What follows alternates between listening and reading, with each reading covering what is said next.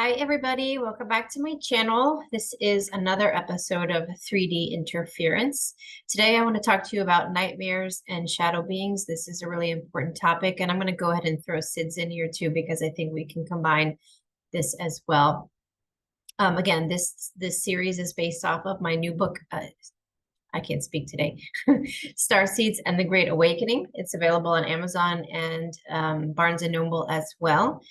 Just came out a couple of weeks back, and I'm really excited about this new book because I put a lot of really valuable information that I think the collective is ready to hear at this time. And I had the idea to create these mini episodes to kind of go over elements of the book to make it easily digestible, especially for beginners or people who are new to the information, or even those that have been following me for a long time.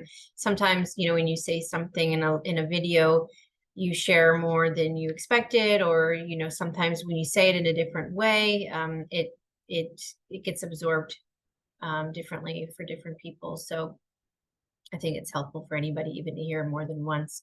Even myself, sometimes I surprise myself and learn things in my own videos. And I know that sounds crazy, but I often channel information through my higher self and my trusted guides. And when I am doing a session with people, I don't even remember some of the things I say until I go back in my notes.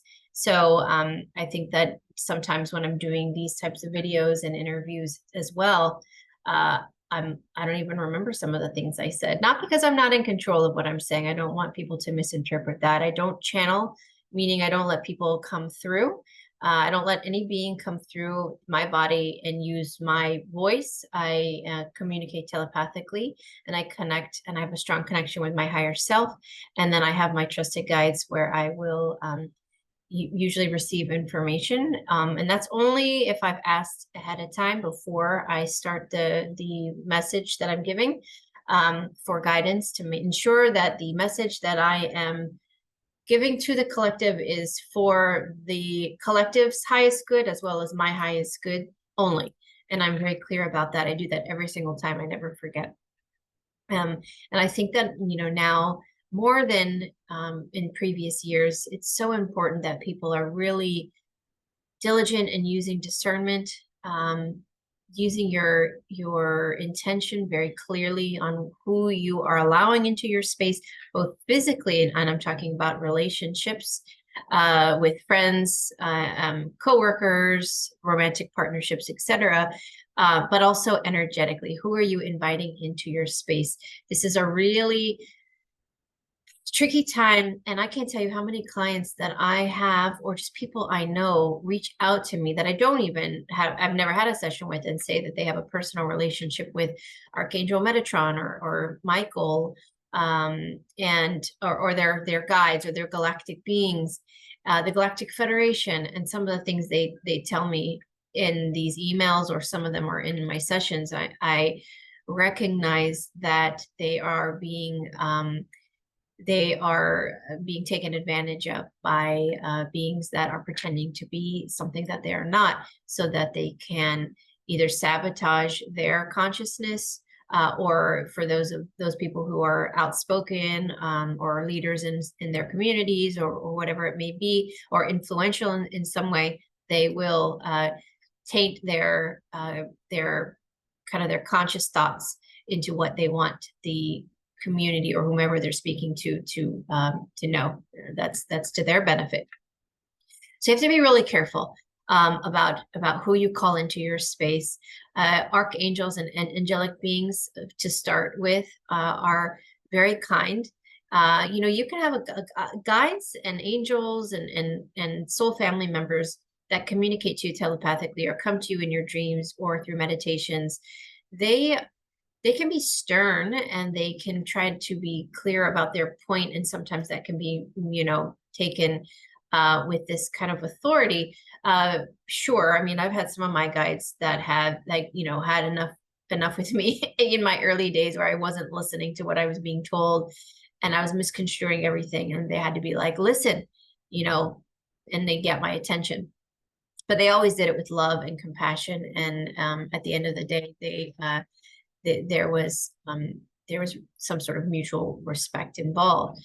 But I have clients that say that Archangel Michael specifically says he's disappointed in them, or how could you do something like this? Or you're not listening to me, and why aren't you listening to me? I've even had clients that say that they have a romantic physical relationship with their guides, or even an archangel, and it's sexual relation. And I feel for those people, because it's that is not going to happen. The archangels and high vibrational beings are not going to have sexual relations with a human being. You are being misguided by a being that is pretending to be an influential character that is positive, let's say, in order to feed off of you. You're loose through sex magic. And so just be really careful.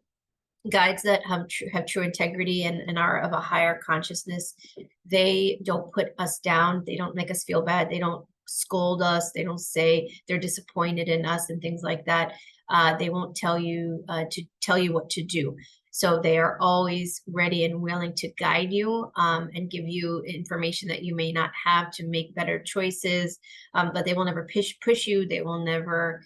They will encourage. It's not that they give you information. What I should say is that they encourage you to look at it from a different perspective, so that you yourself recognize that there's more information than you originally had seen, because we're clouded sometimes with this illusion of what our perception allows in that moment, based on our vibration, our environment, our openness, our mindfulness, all of these factors. So that's why it's important. Your spiritual hygiene is important at this time, to just stay grounded, stay centered, stay focused.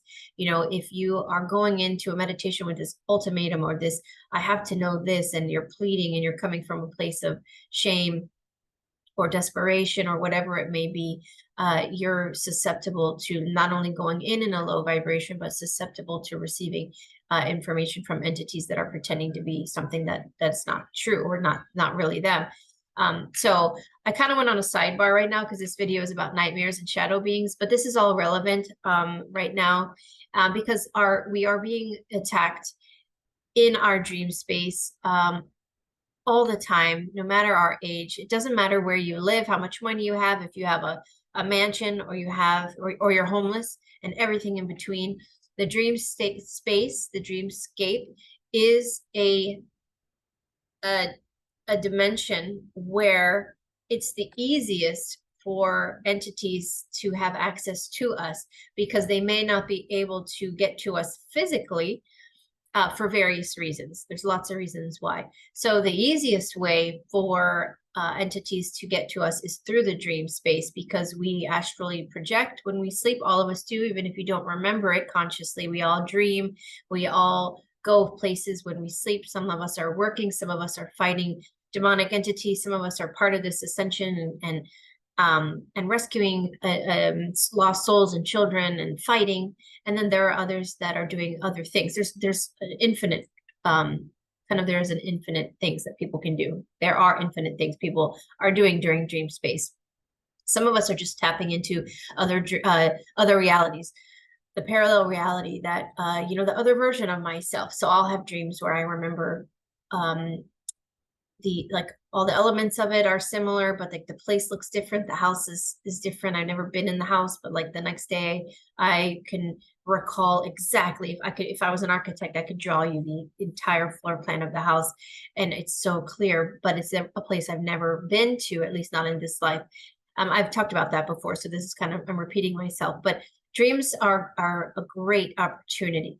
But for us, for learning, for evolving, to tapping into other realities that we are in, other lifetimes. But also it's their opportunity, the dark players, to hook into us, to give implants, and to scare us. I couldn't think of the word scare. I don't know why. So shadow beings are minion type of energies. So shadow beings are minions, I don't like to use hierarchies, good or bad, but let's just use one for this specific example. So if you have a hierarchy of, let's say, demonic entities, the more power they have, the higher on the totem pole, let's say they are, and they will have a consciousness. But the lower down you go, they are more of like a hive mind mentality, where they might have a conscious, or their consciousness is plugged into it, like a database like conscious, or a hive mind, where all the information is feeding back into this one higher consciousness and dictating to those other beings what to do.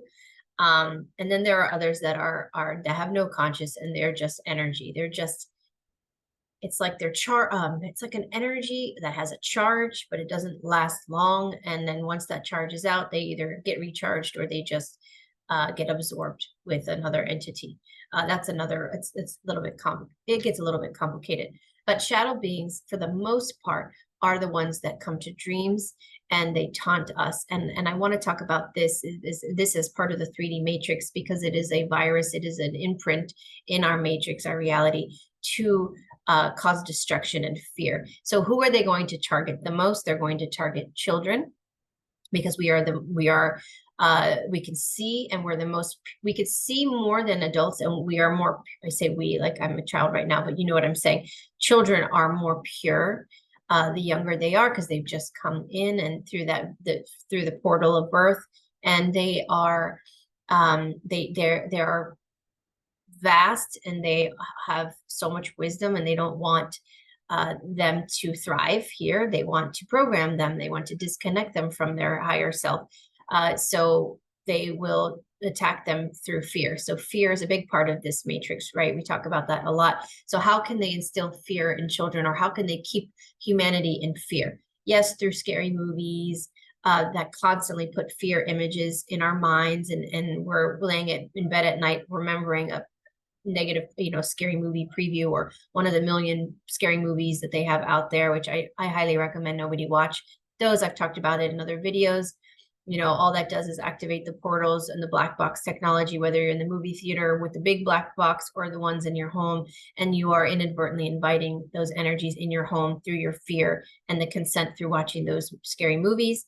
And then you have entities in your home, and they latch onto you, and because you're scared in the moment. Now it's not true terror. You're not knowing, well, most people, I guess, aren't in terror in a movie. They're just like super freaked out or scared, or their heart rate's racing because they're afraid of whatever bad thing is happening.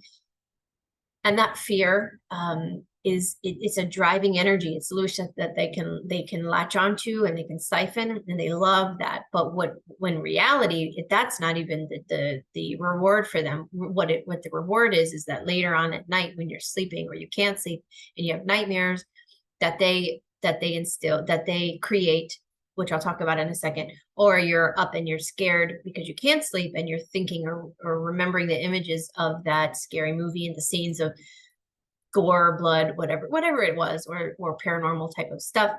It puts you in an energy of fear in that moment that is more authentic, because it's true fear. It's coming from you, not from the projection of the movie that you're afraid of what's going to happen next, and the unknowing. This is, okay, I'm actually afraid. I'm in the dark. I'm scared. I'm thinking about this movie. And then that is, again, that inadvertently invites these negative beings, because they like that energy that you're in, and then they can mess with you even more. So when children are having nightmares, they are not only reliving or remembering these scary movies if they watch them, or maybe they just, the thing that gets me is you don't even have to watch them anymore. I took my my kids to see a movie recently. What was it? I think it was Guardians of the Galaxy. Maybe, I can't remember. Anyways, there was a preview for some scary movie with these like Ouija type of board. I don't even remember what the movie is, but it's like you're forced to watch it, and the previews are scarier and scarier. Even on television, even on regular TV, it'll just pop up, and these scary images will pop up. So much more scary than I remember when I was a kid. It kind of alluded to the scary scene, but then we didn't really see anything. But now it's like they don't even try to hide it. And so you could be watching a cartoon, a kid could be watching a kid show, and next thing you know, commercial comes in, a scary preview, and then they've got this image where it just pops up. And so they have all these, they're targeting all of us, but the children really. where we can't even avoid it. I mean, I tell them close your eyes, but sometimes they are, what's the word? They're like, the unknowing is enticing to them. So they're like, and they go like this, like they have to, they have to see. I just did that thing, and someone's gonna freeze frame me later and say I did the one eye thing. So I gotta be careful. But you see what I'm saying? Like you're watching a scary movie and you're like trying to peek through to see what's gonna happen, even if you don't want to see it. That they're curious. Kids are curious. So they create a narrative outside of sleep to make them as scared as possible, through the kids' movies, even Monsters Inc. and things like that. There are movies that create this scary environment with regard to the dark and then sleep time. Okay. So at nighttime, kids are already afraid. Now, remember, kids are also, they see between dimensions that we don't, or a lot of people don't. So they see shadow beings in the physical sense as well. Like they see them in their home, they see ghosts, they see other entities, negative entities, they see positive stuff too. But most children also see through that veil of that the dark beings really easily, and they don't understand it. They get afraid, and then they tell their family. Well, some of them don't say anything because they're afraid and they don't want to be judged or made fun of. But many of them that do say something, their parents tell them, oh, don't stop making it up, or just ignore it, or they put it off as nothing, no big deal. So the children are already going to bed scared. They want to sleep with the light on, the door open, or they don't want to sleep in their bed at all. So now so depending on what the parents allow, if they don't, they say just go to bed, it's fine. Then these kids go to sleep. Really, actually, for children, it's in terror, because to them that is terror. They're scared to death. So then they're more likely to be targeted in the dream space. So when they're in this astral space, the shadow beings, which again are those beings that don't really have any authority, they don't really, their job really, their minions, is to kind of torment the children and adults too, but we're focused on children right now, and it's more focused on children. So they will go and find them in the dream space, because there is no such thing as time and space when we're in the astral. It's in a moment they can find somebody, whoever they're looking for, and they will create a scary scenario working off the child's fears, because they can tap into their consciousness. So whatever it is that they're scared of, my daughter has used to have a lot of nightmares about being kidnapped, and I would always wonder, why does she have so many dreams? Now I know the answer, and I'm not going to go over it in here, but at the time I was just like thinking that, does she constantly have dreams about being kidnapped?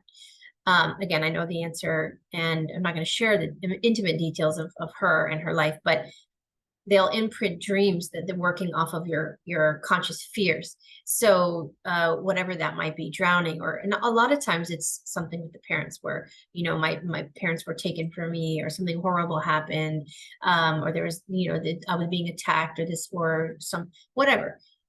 There's a lot of different types of scary dreams and nightmares that the children can have. And so that's where night terrors came from, because it's so real, because it is, that when they wake up and they're screaming, and they're not, you can't console them. That's where the term night terror came, because they usually won't talk about it. Sometimes they don't even remember. They just wake up in terror, right? That's why they call it night terrors. And it can be a real thing. So why do they terrorize children at night when they're sleeping? There's a few reasons. One, because they don't want them to get restful sleep, because we know that we regenerate, and we get our body needs rest in order to facilitate all the things in our physiology, and it's a valuable period of time for growth. So when you're young, and our bones are growing, our body's changing, or if we're sick, sleep is the most important period of time of our body when it's resting, to regenerate and to grow, and et cetera. So if they can disrupt the period of sleep continuously, night after night, then the children, that not only will that all be disrupted, and they will be more susceptible to illness, and maybe not grow the proper way, or whatever I'm trying to say that sounds politically correct.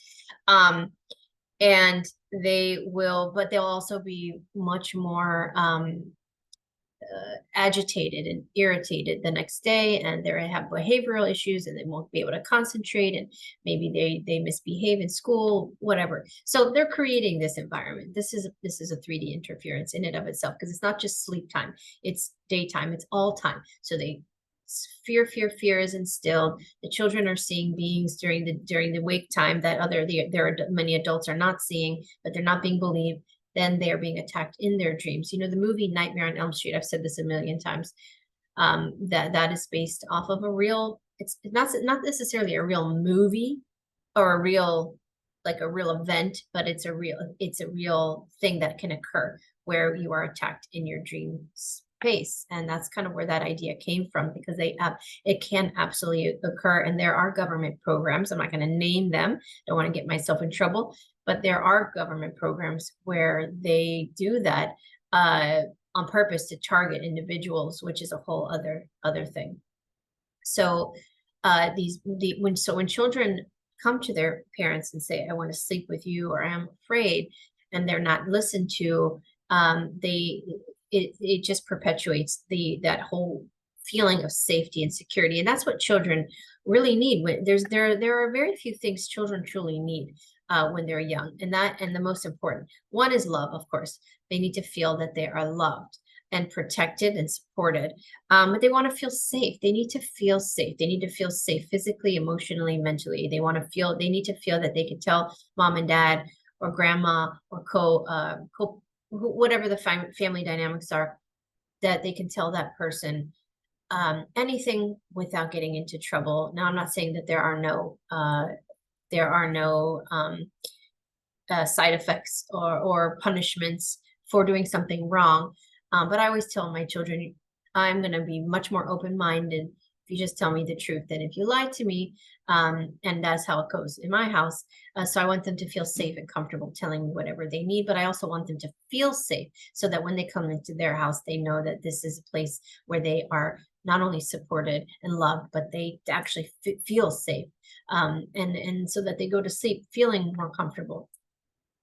And one of the things that I learned in a session a long time ago was a little boy who refused to sleep in his room, and the parents were getting to a point where they were arguing because mom was okay with him sleeping in the bed with them, but dad was getting to a point where he was like, "This is ridiculous." I think the child, this particular boy, I think was almost 12 or something.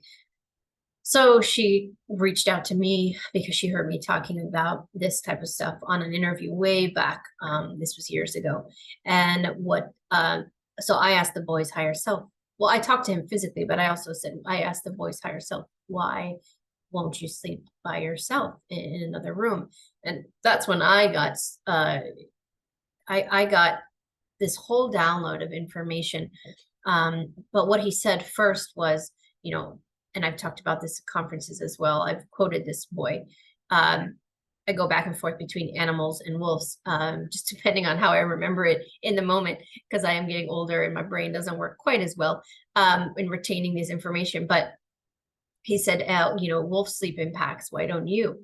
And it was just the beginning of a much longer conversation. So basically what he was saying is that animals know better, at least pack animals know that it's numbers, there's safety in numbers. So when they sleep together in their caves, they're all together to protect each other. There's power in those numbers. So if anyone's attacked, then the whole group can stand up and work together to ward off any enemies. So if you look at other cultures and in our ancestry as a collective, as humans, even back to cave periods, or in Atlantis or Lemuria or any other period era, you go back a long time ago, families slept together in kind of communal rooms. They may have separated women and men where the women and the children and then the men or the older men or the older sons would sleep together. But they didn't have the economic income to have these big homes with separated rooms. That was obviously one part of it, but it wasn't even in their cultural mindset to separate everybody where everyone got their own room. Yeah, maybe they could separate it by bed, so they could have their own personal space, but it wasn't kind of something that was pushed. And the reason for that is just they had this knowing and information passed down from generations that they were just, you sleep together. That's how it's done. And I think part of 3D interference was the separation of spaces, creating, putting this narrative out there of the nurseries. They made such a big deal out of nurseries. I remember when I had my first son at 23, 18 years ago, there was such a push for the nursery and what kind of theme you were going to have. And of course I bought into it back then because I thought it was really cool. And we were lucky enough to have like a 2-bedroom loft apartment where he did have his own room right next to ours. And but anyways, I bought into it too. So,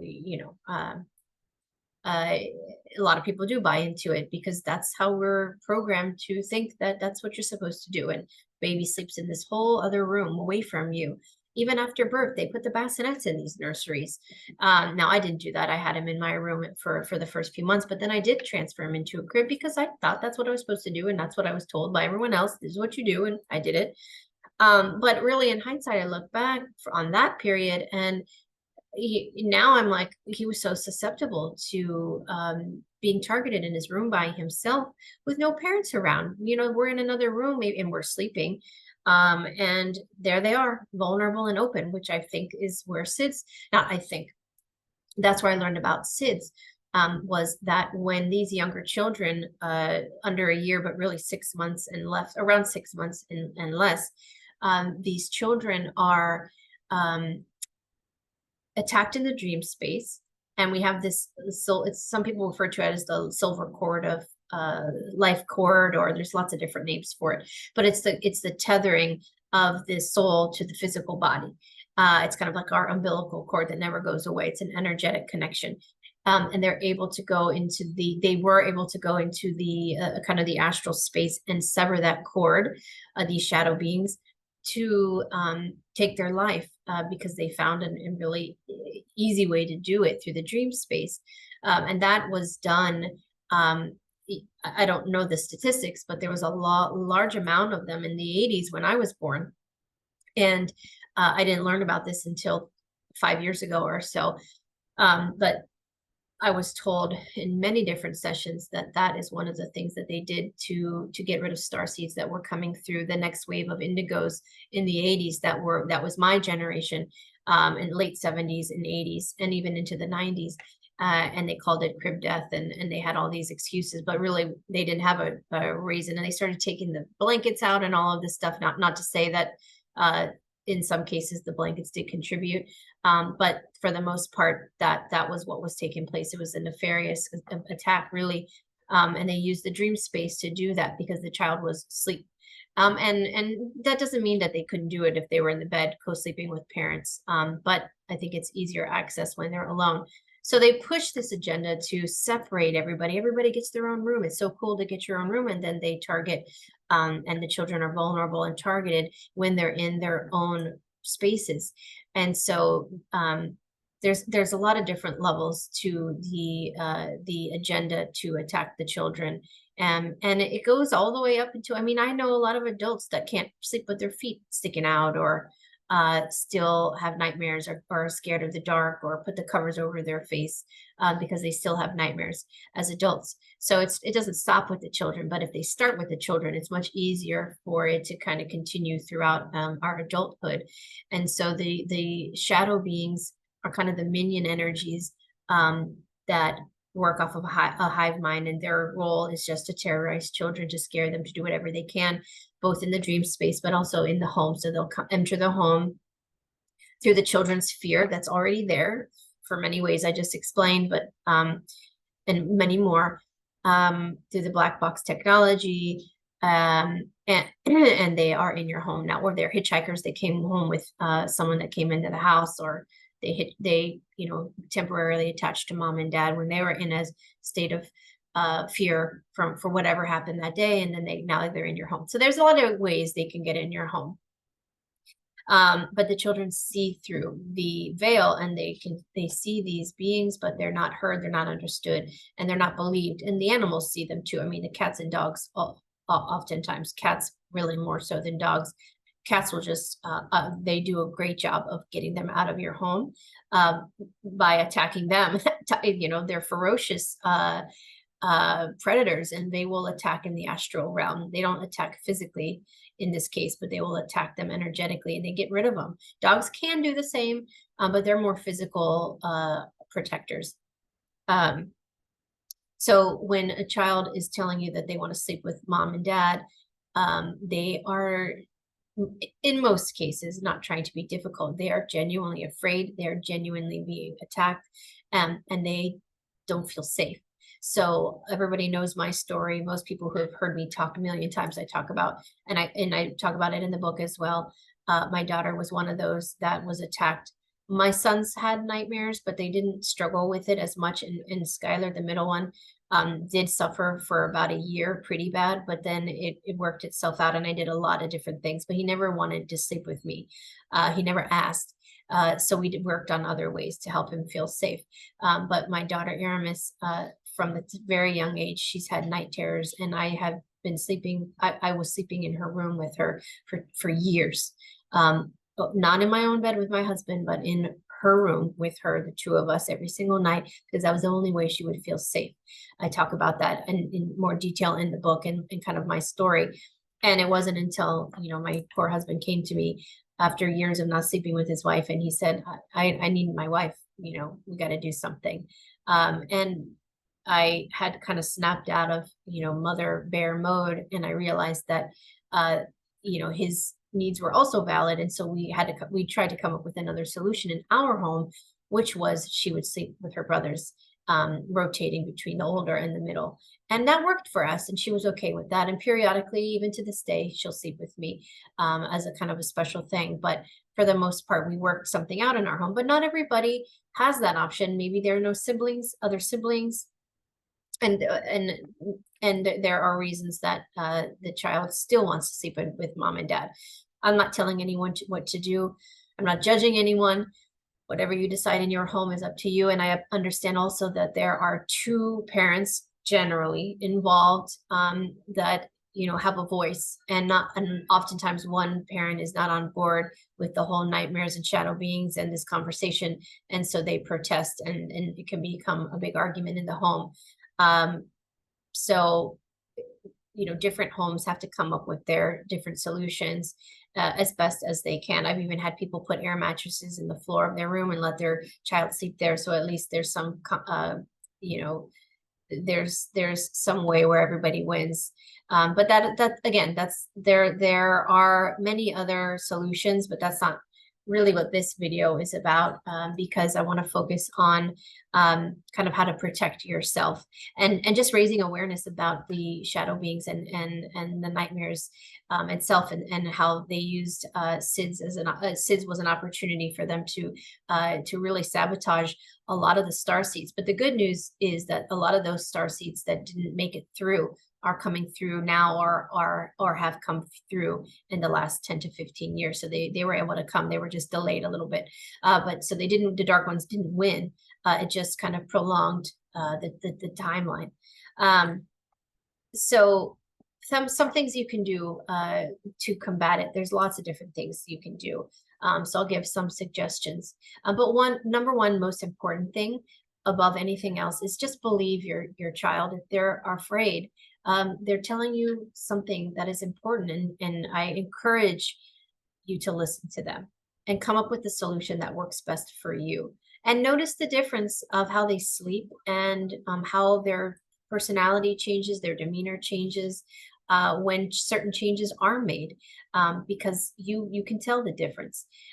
So believe them is number one. Number two, watch my black box interference video, and do not consent to that technology, the voice of God technology. You know, do your affirmations where you do not consent to that as well.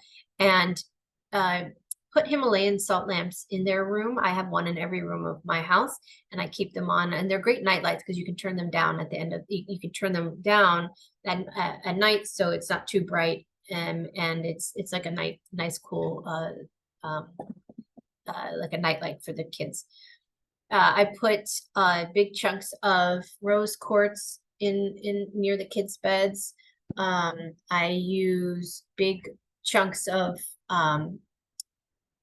black tourmaline, hematite, shungite, and what's the other one that I was going to recommend? Oh, the Merkabas. I have them all in here. I have a Merkaba. I don't have one this big, but I have this a little bit smaller version in all of the kids' rooms next to their bed. So they have their collection of crystals. They have their Himalayan salt lamp, which shifts the energy of the room, and it promotes balance and calm, and it will shift the vibration, and it's very, very calming, but also protective. You can also use grounding sheets. You can put selenite sticks. This is a pyramid, but what is it called? I forget the name. But you can put in the corners of the room hematite, shungite, and selenite sticks in the corners to make a grid. You can use a bowl of salt under the bed. I mean, there's a million things you can do as far as using crystals and props and things like that. But what you can do that doesn't cost any money on top of all of that is teach your children to dim their own light when they're sleeping, if they resonate with that, or some resonate with making it so bright and so jagged that they are like so powerful that nothing will want to even mess with them. So it all just depends on your child's personality style and what they'll resonate with. So if they're the type that are more shy and you think that they want to just kind of hide, then teach them that they are that Himalayan salt lamp. And when you turn that dimmer down to get them ready for bed and turn that light down, teach them that they are also a light being, and they can, as you're turning that down, tell them to visualize. And mom and dad and grandma and grandpa can also do the same thing for them. Visualize in your mind, because we have the ability to do that as their caregivers. We can visualize along with them, or if they're too young to do this and they're babies or toddlers, you can do this in your intention, visualizing it every night for them. And I did this for my kids for many years, and now I try to teach them to do it themselves. So you have them visualize them as this beautiful light vessel. And then when it's time for bed, we want to dim it down so that we are kind of hidden and we are safe. And you just, as you turn that down, they visualize their light kind of just, just dimming.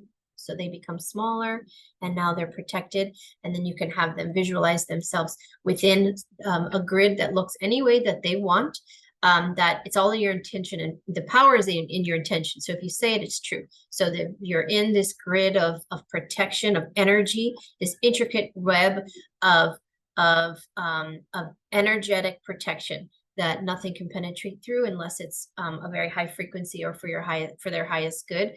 And now they're in this like a geometrical, I mean, it could be the seed of life, or it could be anything that, or it doesn't have a name. It's just they just visualize the integrity of some geometrical pattern that cannot be penetrated by any low vibration. And now their light is dim, but they're also protected. Some people have talked about an energetic sleeping bag. I've heard a few people talk about that, where you visualize them tell them to lay in bed and visualize that they get into a metaphorical energetic sleeping bag, and then they zip it up all the way over, and now they're inside and fully encased and protected in this sleeping bag. No one can see them. They're invisible. I also recommend, on top of that, though, if you do that, still do the protective grid. Then on top of that, you can also visualize a mirror. Like they are in this rectangular mirror that faces, out, reflecting out all night while they're sleeping, so that if anything is sent towards them, it's reflected back to whoever sent it.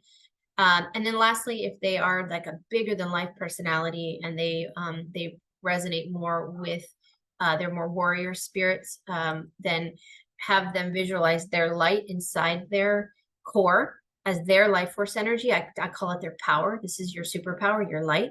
And they have them visualize it as a ball in their belly. And again, everything I'm saying adults can do too. It works exactly the same, and the intention and visualization is the same. So this works for everybody watching this. It doesn't matter how old you are. And again, if your child is too young, you can do this on behalf of them with your intention. So you visualize the ball of light inside, and you just visualize it expanding, expanding, expanding, expanding, expanding until it's outside of you, 6 feet if you want it to be.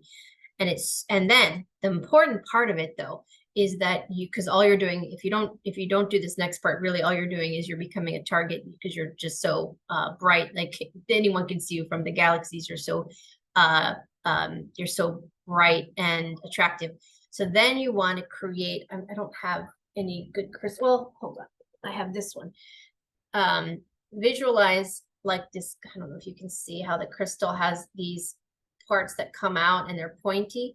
You can see the point there. So now you're instead of being a soft sphere, you're like this jagged point. Imagine this all around you. So you're in this, so your whole sphere of your light, remember, this is your light, your power. No one else's. It's not universal. It's not from the earth. This is your power. You are expanding it out. It's vibrating really strong and it's jagged. So it's like poof, poof, all in all directions. It's so powerful that nothing of a low vibration wants to even come anywhere near it because it's just toxic to them. And you think that in your mind. It's so high vibrational, it buzzes. And that buzzing and that energy that it's creating is so powerful. It's so high vibrational that nothing will even dare come near you because it will hurt them because it's too high vibrational. That one has worked a lot with children. And I know adults that do that one as well. And they find that they resonate with it. And the color of it also could be whatever you want. It doesn't have to be white. It could be gold, whatever color comes to mind.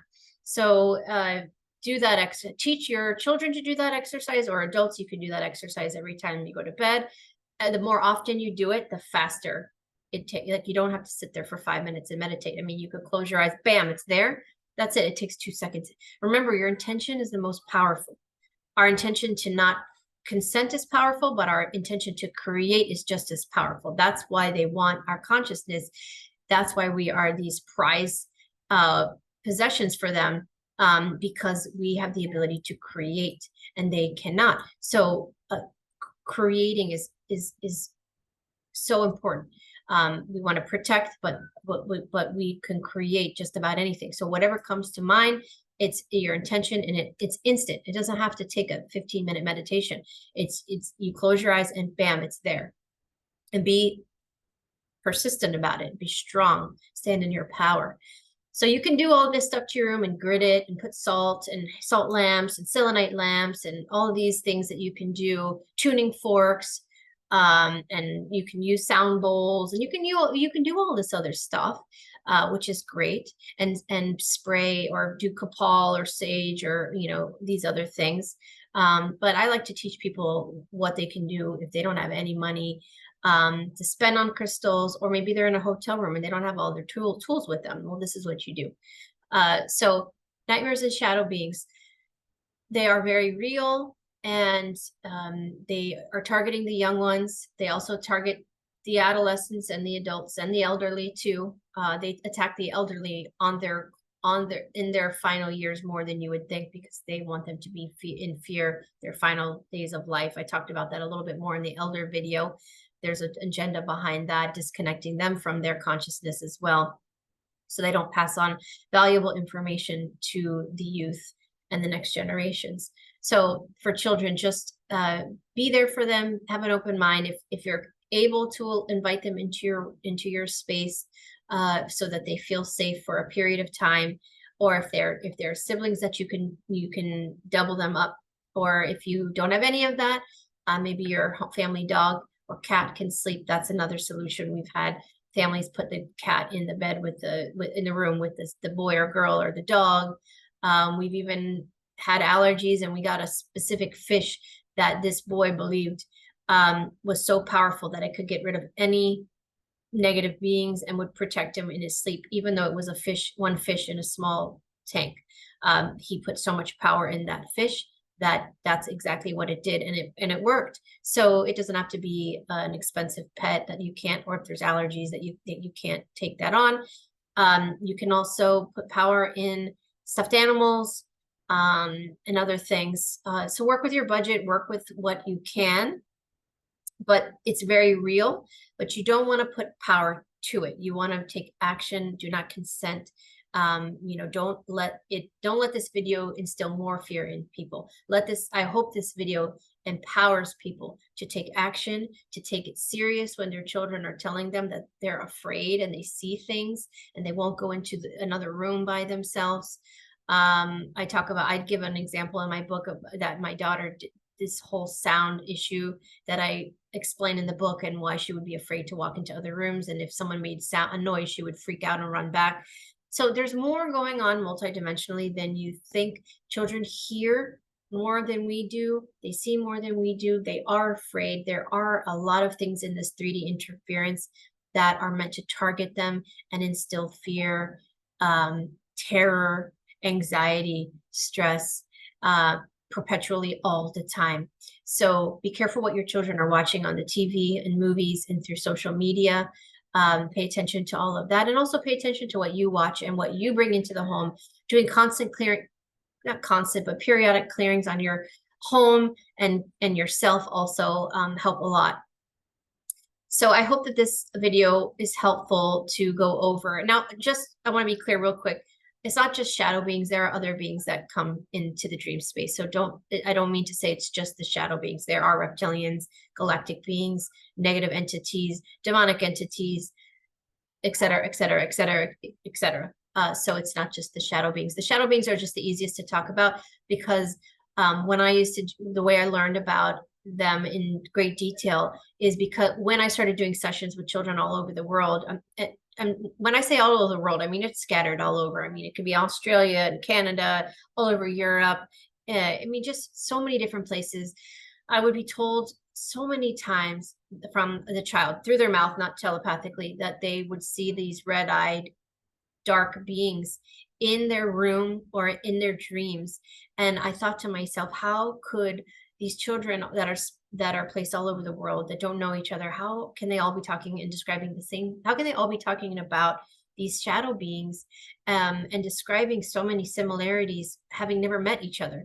So I knew, and I believe the children regardless, so I don't need proof or validation, but that was just something where I thought, wow, you know, this is universal. This is global, probably universal. So it's not just the shadow beings, but these red-eyed beings that take different forms. They really are targeting the children and us. So be diligent, use discernment on who you call in for your meditations and protection. Be consistent nightly on your protection regimen for your children and for yourself.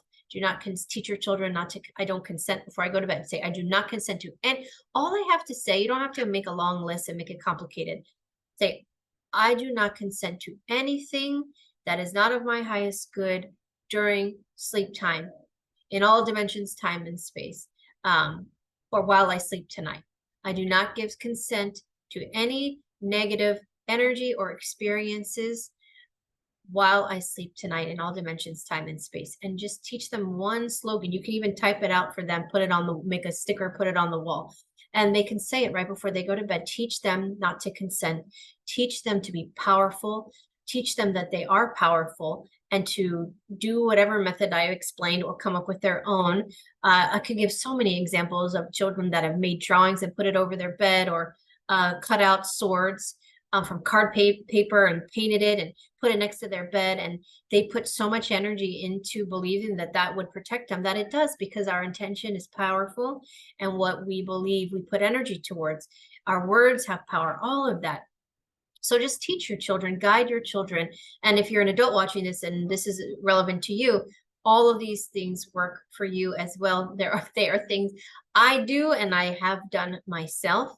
One quick tip before I go for the adults that I learned myself or implemented for myself about, I don't know, 5 years ago, I don't remember, a while ago, to make sure that I maintain in the highest vibration possible while I sleep, is that I made a rule for myself.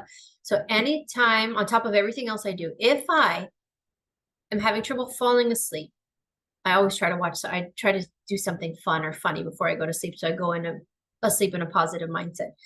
But if I wake up in the middle of the night, regardless of what time it is, and I'm trying to go back to bed, my rule for myself is I will not allow any negative thoughts to come to my consciousness. If I start to think about bills I need to pay or things that I need to do that are stressing me out, or any of the negative list of negative things that I'm dealing with at that time, I do not think about it in that moment. I literally will not allow myself to go there, because that's what we often do. We think about, okay, I'm going through all the bills I need to pay, and you start stressing out about this, and this, and next thing you know, it's a half hour in the middle of the night, and you have taken yourself down this rabbit hole of negativity, and now you're going to fall asleep feeling those things in that vibration, and then you're likely to have nightmares or not have restful sleep. So try my rule. And anytime you're awake in the middle of the night and something negative pops up in your mind, just naturally, it's okay. I mean, if it comes up, it's natural, it's fine.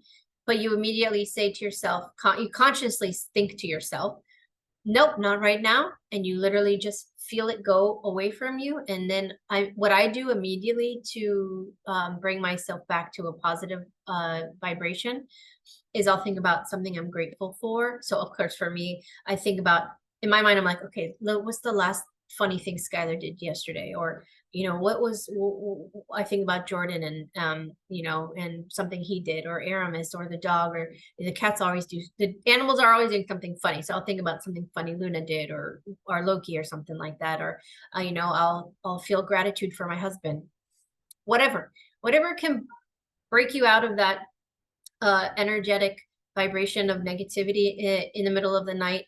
Do not allow it to take flight.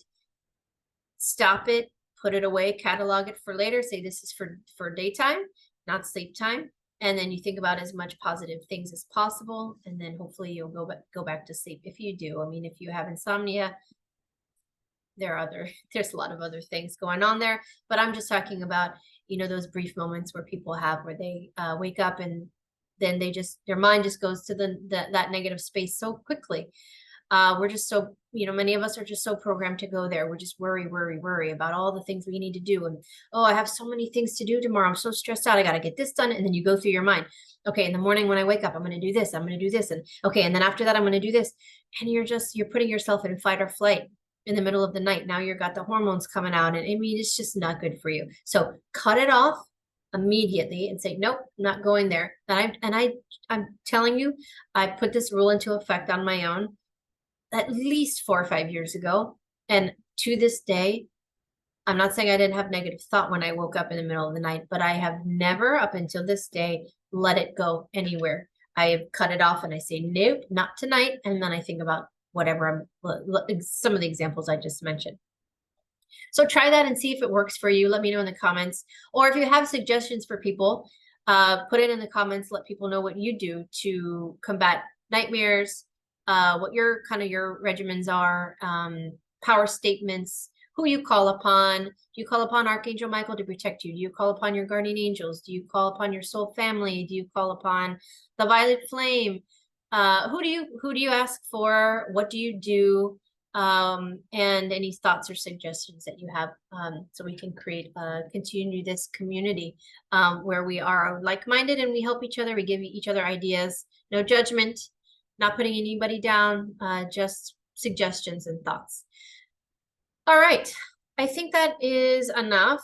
Again, I might have put something in the book that I forgot to mention here, or I might have said something here that I didn't put in the book. Like I said, who knows what's going to come out of my mouth once I start talking. So until next time, with more 3D interference videos coming your way. I have a lot more topics to get through. I hope you guys are enjoying these videos. I just want to quickly say thank you to everybody who has been giving me such positive comments and feedback and giving me your gratitude for the time I'm putting into these. So thank you for listening, and thank you for saying that. It helps me continue to feel motivated to keep putting these out. So I honor all of you, and I'm grateful for all of you as well for your continued support. So until next time, bye everybody. See you soon.